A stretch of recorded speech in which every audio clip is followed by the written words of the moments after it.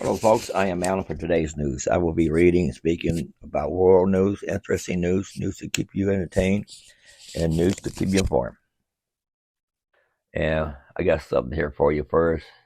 I thought it was interesting. It says how Russia uses face recognition to curb dissent. Let me play this for you. This video was recorded by Russian civil rights activist Alexander Zharov as he entered a metro station in Moscow. We see Zharov walking through a payment gate equipped with a camera, which snaps a photo of him. Minutes later, police officers approach him on the platform. It was the third time Zharov had been detained inside the Moscow metro. I asked them to tell me the reason for my detention. One of the police officers justified this by saying that I was on the wanted list. The 32-year-old was identified by facial recognition, a technology that's widely deployed across the city's subway system. A Reuters investigation has found that Moscow's video surveillance network plays an important role in the arrests of anti-government protesters. We also found that since Russia invaded Ukraine in February 2022, authorities have begun using facial recognition as a preventive measure to stop people from protesting in the first place. In Russia, we have a big brother who's watching for you every time, and people can talk more about political things. The Russian government and Moscow city authorities did not respond to detailed questions for this story and the episodes it describes. Let's take a closer look at how facial recognition is helping Russian police identify and sweep up Kremlin's opponents whenever they choose. In 2017, the city of Moscow announced the launch of one of the world's largest facial recognition video surveillance networks. Some 160,000 cameras were installed across the city to help law enforcement, the city's Department of Information Technology said at the time. The Moscow Metro uses facial recognition as part of its fare payment system as well as for security reasons. Passengers are photographed as they walk through the gates. A computer algorithm then uses artificial intelligence to analyze and identify faces. If the system flags a passenger for detention, police respond within seconds or minutes. That's according to 29 people who were detained in this way. All have one thing in common: they're critical of President Vladimir Putin. Most have previously joined anti-government protests.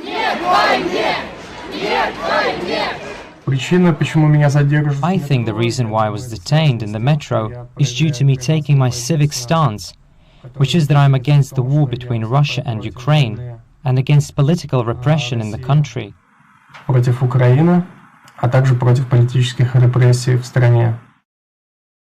Our review of more than 2,000 court cases shows that these cameras have played an important role in the arrests of hundreds of protesters.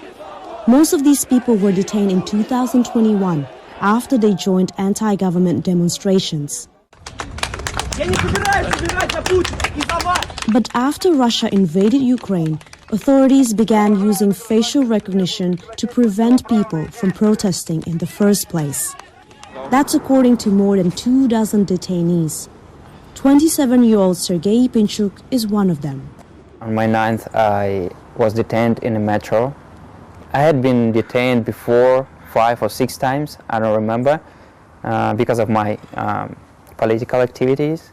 But that detention, it was special, it was unusual, because I was detained for nothing. Just when I entered to the metro station, a police officer approached to me, grabbed me and said, "You're detained, come with me."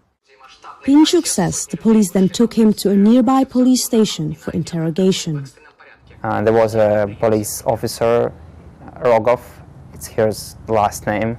I remember that because he threatened me. He said that he put me in a prison for years.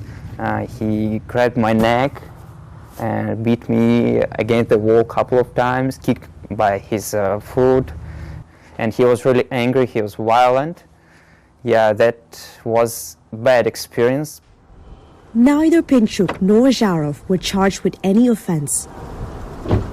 Russian and Moscow officials did not respond to Reuters' questions about the detention of Zharov, Pinchuk, or the other interviewees. The Kremlin referred detailed questions for this story to the Moscow mayor's office, which did not respond. And Russia's Interior Ministry, which oversees law enforcement, didn't respond to questions sent via the Kremlin. For both Pinchuk and Zharov, the surveillance, risk of detention, coupled with pressure from the police, have so upended their lives, they felt they were left with no other choice but to leave Russia. After the detention, I had a feeling that Russia was transforming into some sort of a Chinese Xinjiang filial branch, where modern digital technologies became toy in the hands of a dictator. Электронные цифровые технологии становятся игрушкой в руках диктатора. Zharov has moved to Germany. Looks beautiful, love it. While Pinchuk decided to relocate to the United States. He now lives in Seattle and is seeking asylum. It all happened so fast. I didn't even regret in that moment, in that day. But then I realized that I left all my life here, my dog, my parents, my friends, you know. When I get in a car and go to the airport, yeah, I was crying a little bit there. That was last time when I was crying. I'm a sport addicted person. What kind of sports do you like playing? Obviously basketball. For the future, I hope things will change in my country, of course. I hope I will see my family soon. But I'm a realist, and I don't think that something like this is gonna be happening soon, very soon. That breaking news from the Texas. That breaking news from the Texas. Russia becoming like China. And what I've got for you next is Kim Jong will have said threatens nuclear use anytime as U.S. carrier arrives.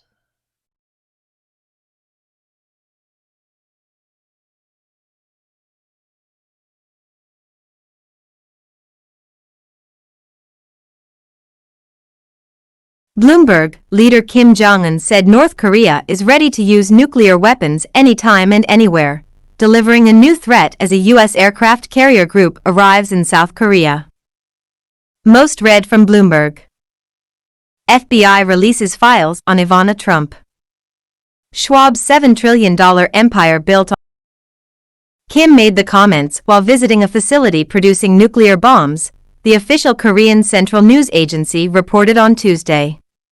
State media released images of Kim standing with military officials among his arsenal of warheads. Kim reiterated his call to exponentially increase North Korea's nuclear arsenal, which is aimed to defend the eternal security of the state and the regional peace and stability from A to Z. The visit to the facility came as North Korea has rolled out new weapons to deliver nuclear strikes in recent weeks and pledged an unprecedented response to joint military drills between the U.S. and South Korea. This is a significant size improvement over prior North Korean nuclear weapons, and possibly design advance, George William Herbert, an adjunct professor at the Middlebury Institute of International Studies, said on Twitter about the warheads shown in the photographs.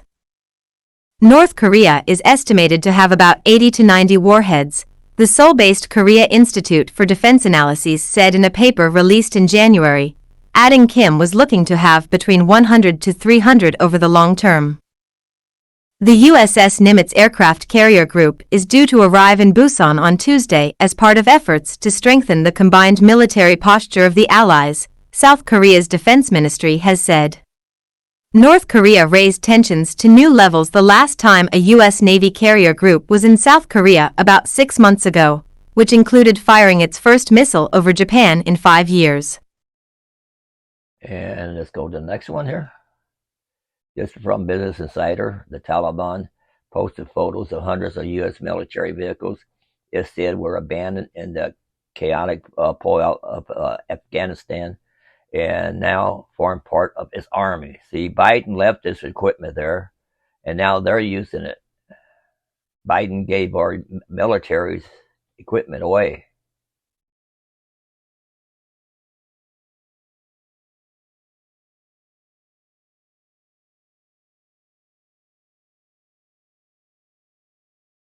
The Taliban posted pictures of hundreds of military vehicles abandoned by the U.S. The U.S. abandoned the equipment in its chaotic withdrawal from Afghanistan in 2021. The Taliban now claims to have repaired the vehicles and is using them.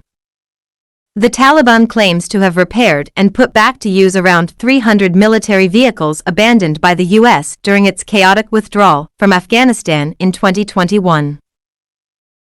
In a Twitter post by the Afghanistan Defense Ministry, rows of the vehicles are pictured, some of which appear to be armored trucks resembling Humvees. According to the Common News Agency citing Stat.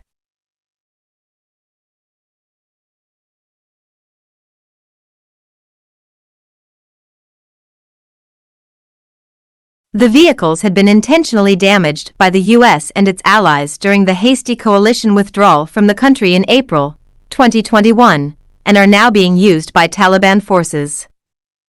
The U.S. abandoned $7 billion of military equipment it had provided the former Afghan government in its battle with Taliban insurgents before it collapsed and its international backers fled, according to a 2021 congressional report obtained by CNN.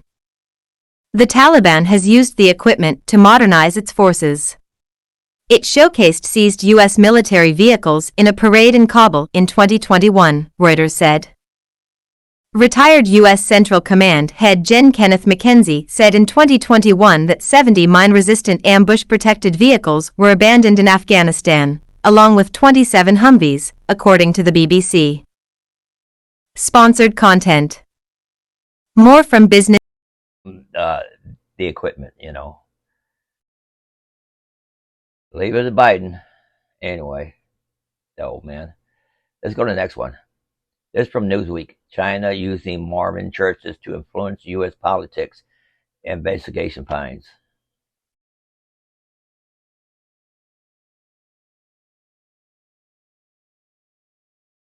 Hina allegedly fostered connections in Utah, some by way of the Mormon Church, in order to influence U.S. affairs, according to a new report.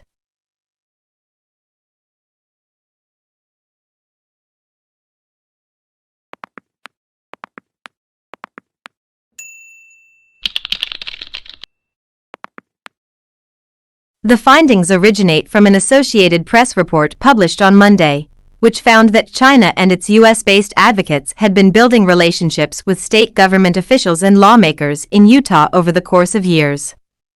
Some of these connections included appeals to Utah officials' connections to Mormonism and the Church of Jesus Christ of Latter-day Saints, an offshoot of Christianity headquartered in the state and practiced by a majority of its residents.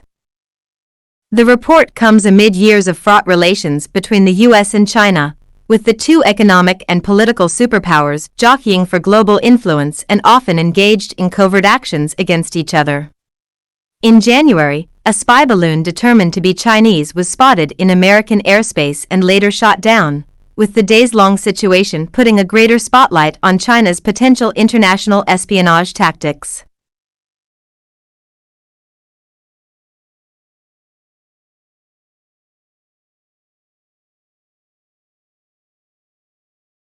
The AP report also aligns.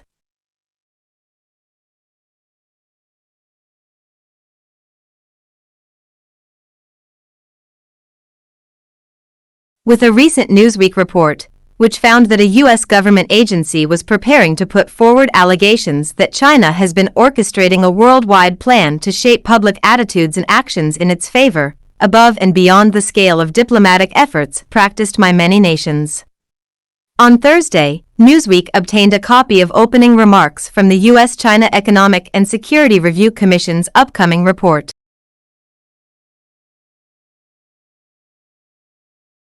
Under General Secretary Xi Jinping, China has dramatically expanded its efforts to shape the attitudes and actions of people outside its borders in ways that advance the CCP's, Chinese Communist Party's, objectives, the remarks read. Frank Montoya Jr., a retired FBI counterintelligence agent based in Utah, told the AP that China's efforts in the state were a significant test of its ability to influence other regions. Utah is an important foothold, Montoya said. If the Chinese can succeed in Salt Lake City, they can also make it in New York and elsewhere. Some examples of Chinese attempts at influence in Utah included getting legislation nixed that would have barred the establishment of Confucius Institutes at state colleges, as well as a letter exchange between General Secretary Xi and fourth-grade classes in the state. The latter effort, according to the AP, generated significant coverage in state-level media. Newsweek reached out to the Church of Jesus Christ of Latter-day Saints press office via email for comment. Newsweek also reached out to experts at the Carnegie Endowment for International Peace for insight. Correction, March 27, 23, 3 p.m. Eastern Time. This article was updated to clarify that the Church of Jesus Christ of Latter-day Saints is headquartered in Utah. Let's go to the next one here. This is from Tech Radar. This is for people with Androids. This new Android Trojan is targeting all your mobile bank accounts.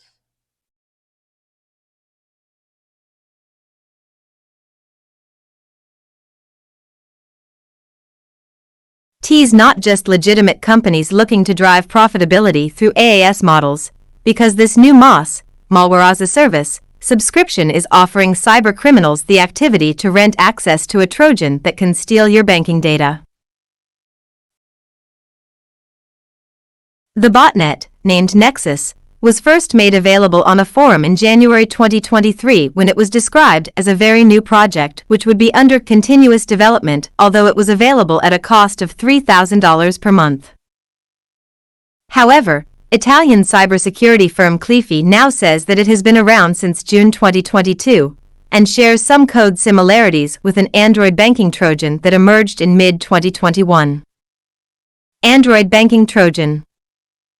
As part of the MOS's code of conduct, users are prohibited from using Nexus in Russia and other CIS states. The code indicates this, as it ignores Azerbaijan, Armenia, Belarus, Kazakhstan, Kyrgyzstan, Moldova, the Russian Federation, Tajikistan, Uzbekistan, Ukraine, and Indonesia. It works by stealing passwords from banking apps, and even those secured with two-factor authentication, 2FA, aren't necessarily safe because certain accessibility features that expose SMS and Google Authenticator codes for ease of use can be accessed by the Trojan. Once Nexus is installed on an unsuspecting victim's device, it connects to a C2 server and provides a C2 web panel for cybercriminals to carry out their attacks and receive stolen data. Despite its similarities to a previous Trojan, researchers have concluded that this represents a new attack operated by a different group. This, combined with its infancy and threat of continuous development, make it one worth keeping an eye on, while online banking customers are urged to ensure that their accounts remain protected by multiple layers. Okay, now let's go on to the next one. This is from Newsweek here. Belarus state TV declares nuclear state, threatens 2 NATO countries.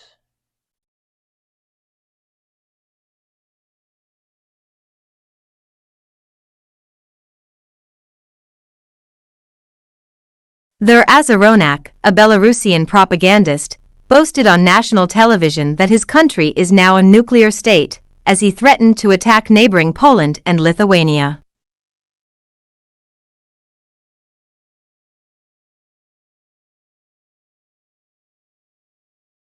In a video shared on Twitter by the creator of War Translated, an independent project that translates content related to the war in Ukraine into English, Azaronak can be heard gloating about the power Belarus will have as a state armed with nuclear weapons.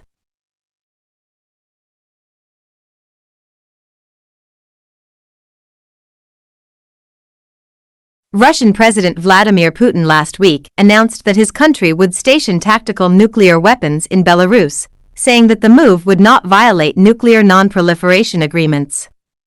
The US said it didn't believe that Putin's announcement meant that Moscow was prepared to use nuclear weapons. We have not seen any reason to adjust our own strategic nuclear posture, the US Defense Department said in a statement. The stationing of Russian nuclear weapons in Belarus, however, could mean that the country, led by Putin's ally Alexander Lukashenko, will get more involved in Russia's war in Ukraine. Belarus, which initially denied any involvement in the war, allowed Russia to stage part of the invasion from its territory and has had Russian missile launchers stationed within its borders. Belarus shares borders with Ukraine, Poland, Lithuania, and Latvia. Belarus is a nuclear state. A state that is capable, in case of an attack on its territory, to respond with tactical nuclear weapons, said Azaronak, who is considered to be one of the country's most vocal Lukashenko's propagandists. Warsaw will melt and Vilnius will drown. We will watch the sunset and rise of a plague mushroom over the Polish bog. This will happen, he continued, adding that Belarus had been forced by Poland and Lithuania to act this way. You forced us, so don't complain now, you've been warned. It's not the first time that Azaronak has attacked Poland and Lithuania on Belarusian national television, though it's the first time that he has done so using the threat of a nuclear attack.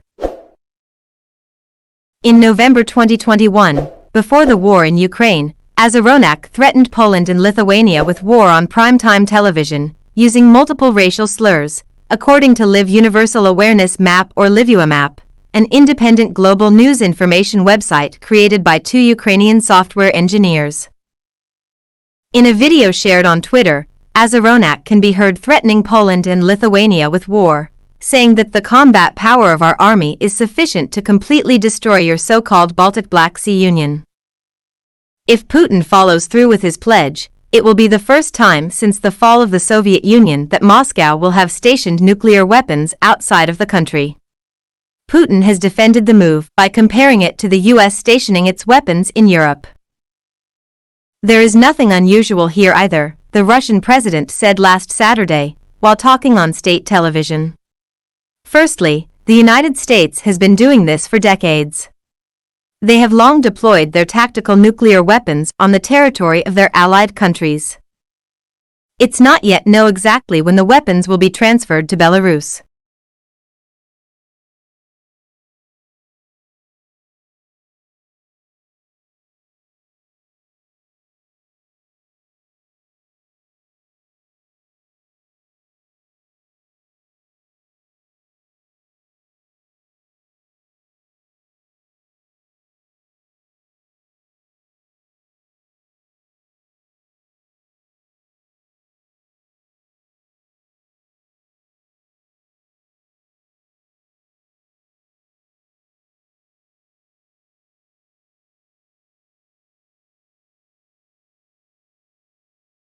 Senator Chuck Schumer, Democrat New York, held a press conference in Manhattan Sunday to warn about a deadly, skin-rotting zombie drug that could make the scourge of fentanyl alone seem tame.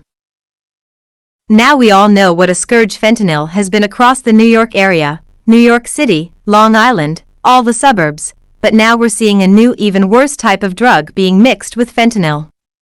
It's also mixed with heroin and other addictive substances. This new drug could be a nightmare. It's called xylazine, Schumer said. It's a deadly, skin-rotting zombie drug that evil drug dealers are now mixing with fentanyl, with heroin, and with other drugs. And it's already bringing a horrific wave of death and overdose to upstate New York, and it's on its way to New York City and Long Island, where we've already seen it begin to rear its ugly head. Last week, the U.S. Drug Enforcement Administration, DEA, issued a public safety alert reporting the widespread threat of fentanyl mixed with xylazine. DEA Administrator N. Milgram warned the American public about a sharp increase in the trafficking of fentanyl mixed with xylazine, also known as tranq, a powerful sedative that the U.S. Food and Drug Administration has approved for veterinary use. DEA issues dire warning. Read on the Fox News app. China mainly sends it to Mexico, and it comes across the border. And that's why we need the DEA involved heavily, he said. Because our New York City police do a very good job here, but it's coming across the border. It's not indigenous here. There are a few veterinarians who use it here, but not many because there aren't very many horses or cows in New York City. The results are deadly. It can rot your skin. It can eat away at your bones. It can cause legs to be amputated, Schumer said. And worse, xylazine can make fentanyl look tame because it doesn't respond to Narcan. This evil drug, it's not evil when it's used legitimately, but this evil drug has no Narcan. Narcan has saved hundreds of thousands of lives. Schumer proposed a two-part plan to fight and to fund this evil xylazine. The senator asked the DEA to deliver a diversion control team, made up of investigators, special agents, chemists, pharmacologists and program analysts, to swoop in and stop the spread of xylazine to the New York metropolitan area. As Senate Majority Leader, Schumer said he would also be pushing for an increase to the substance use and mental health services budget for New York and Long Island so that there are more dollars for law enforcement, treatment, and education. He namely wants more funding for substance abuse and mental health services, an agency under the U.S. Department of Health and Human Services umbrella. The mission of the DEA's Diversion Control Division is to prevent, detect, and investigate the diversion of controlled pharmaceuticals. You can read it in my description box. My time's getting long here. Let me go to the next one here. Vladimir Putin vows to position nuclear super torpedo submarine in Pacific Ocean by the end of the year.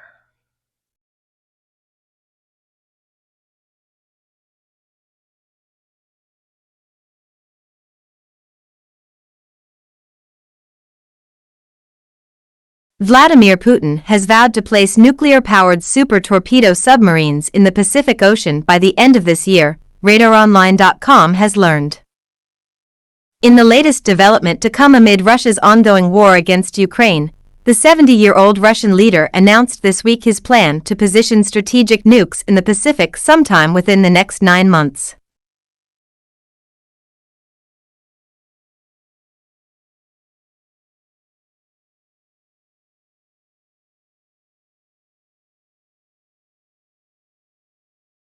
According to Daily Star, the Poseidon torpedoes will be deployed into the Pacific on Russia's Belgorod and Khabarovsk nuclear submarines in an apparent attempt to threaten Western powers currently aiding Ukraine in the ongoing Russo-Ukrainian conflict. And you can read the rest of this in my description box if you like. Go to the next one. This is from 1945. Hunter Biden's legal nightmare is just getting started. I hope so.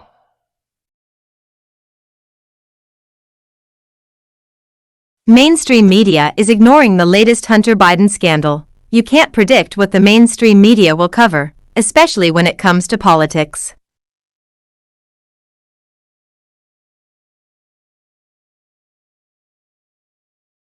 In these days of viral content, the payments were made. In these days of viral content, there are many choices to what constitutes a story that is worthy of public consumption. Now conservatives are crying foul over the latest sin of commission that the press has chosen to embark on. There is evidence that presidential son Hunter Biden and 2 other family members have received a mysterious and substantial payment from a Chinese company, and no one knows why the payments were made. The bank records are explosive. This is not based on hearsay or on anonymous sources. It is from evidence that does not lie, bank records, notably wire transfer receipts from Bank of America. One would think this would be a story of interest since it involves China, a country that is top of mind now. More, Joe Biden, headed for impeachment? More, could Donald Trump get saved by a pardon? More, Hunter Biden's legal nightmare is now far worse. More, Joe Biden's presidency is fading away. More, the collapse of Fox News, CNN, and MSNBC has begun. An investigation by Congressman James Comer and the House Oversight Committee has revealed that the Bidens in question, Hunter, the president's brother James, and the late Beau Biden's wife Hallie were the recipients of at least $1.3 million filtered through their business associate Rob Walker. There is also an unknown Biden individual that has not been named. The committee does not know what services the Biden group did for the company that is named CEFC Energy in China. My description box if you like to learn more about it. And this is going to be my last one here. This is from Snoops. Did White House, FBI, or DOJ confirm authenticity of Ashley Biden's diary?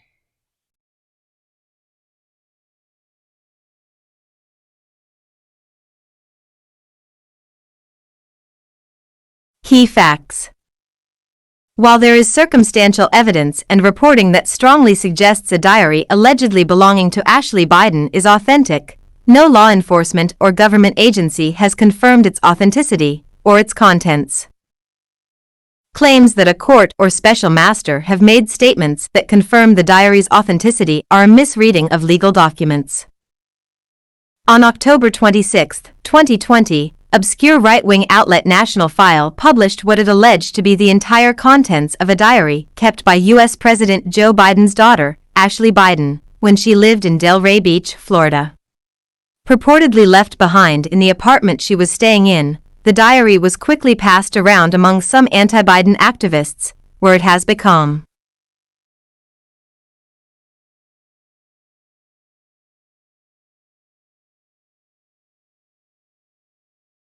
the source of claims of abuse and trauma she endured by the president, among other things. Since National File's publication, debates about the document's authenticity have surrounded the diary. It was allegedly left behind in an apartment Biden was staying at in Florida and ultimately sold by the person who found it to right-wing activist group Project Veritas. Project Veritas declined to publish the diary, which inspired a whistleblower from that organization to deliver the document to National File. In October 2021, the FBI had opened an investigation into stolen property, including a journal belonging to Ashley Biden after a representative of the Biden family reported that several of Ms. Biden's personal items had been stolen in a burglary.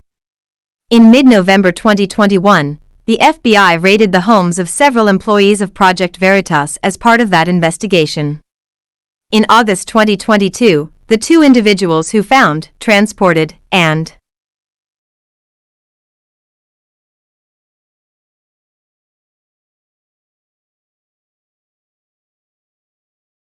sold the alleged diary to Project Veritas pleaded guilty to transporting stolen property across state lines.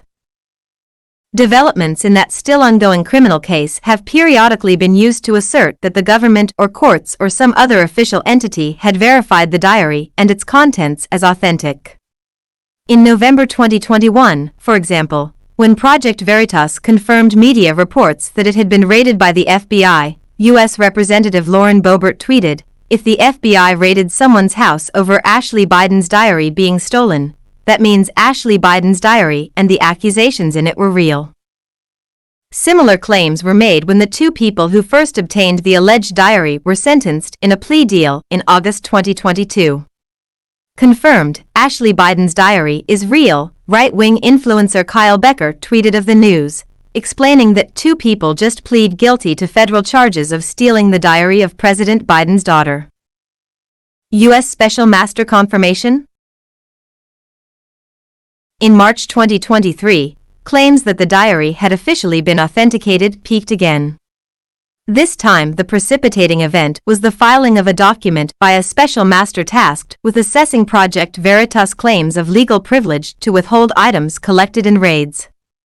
That document primarily detailed reasons for rejecting most claims of privilege, but it also included a review of assertions about Ashley Biden's stolen property that Project Veritas had made. In September 2020, sources identified as RK and AH contacted Project Veritas to report that they found a diary authored by Ashley Biden. According to the sources, Biden left the diary and other belongings behind when she moved out of a house in Delray Beach, Florida, that one of the sources subsequently occupied. Project Veritas reached a Biden acquaintance who conferenced a person who identified herself as Biden. Biden stated that the belongings were hers and asked that they be delivered to a friend in Delray Beach. In early November 2020, Project Veritas arranged for the delivery of the diary and other belongings to the Delray Beach, Florida Police Department. Aspects of this narrative, published in a court filing, have been widely shared as the latest evidence that the diary and its contents had been authenticated. But these statements are not a publication of facts or a representation made by the government. They are a recitation of claims Project Veritas lawyers have made. Quoting from this section of the document as evidence for the veracity of Project Veritas claims would be like taking a court-published transcript of O.J. Simpson's lawyers arguing for his innocence as evidence that the police or the court believed he was innocent. The most recent claims of official authentication stem in part from a March 21, 2023, tweet by the National File, the outlet that originally published the diary, that highlighted the special master filing discussed above. And that's all I got for you for today. I hope I gave you some information you can use. And there's more here to read if you like. And don't forget to subscribe, like, and at least come back once in a while. And I thank you for watching. Until next time.